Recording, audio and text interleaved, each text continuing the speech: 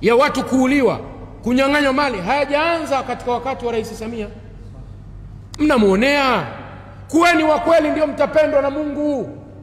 Mimi nawaambia kitu ambacho wote hamkijui hapa.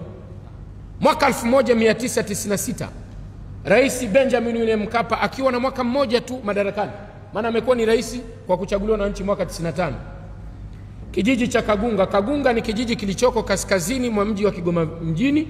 Hii ni tarafa ya Kalinzi, kata ya Kagunga, kijiji cha Kagunga.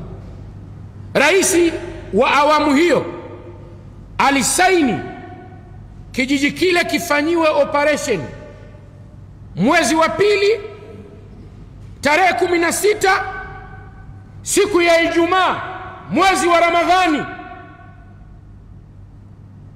Watu waliuawa kwa kupigwa risasi, tena sio polisi, JWTZ. Wakati huo mimi nikiwa ni mwanafunzi wakati huo wa darasa la 7, baba yangu akiwa ni shekhe wa kata.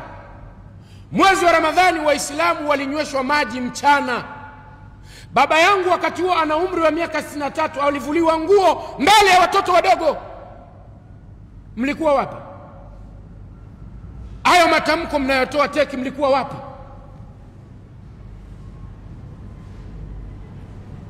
Hebu rudini nyuma kidogo. Kwa kumalizia niseme, kama mtamwaga ugali, na waambia kabisa tutamwaga mboga, hilo tunaweza. Kama mtamwaga ugali, tutamwaga mboga.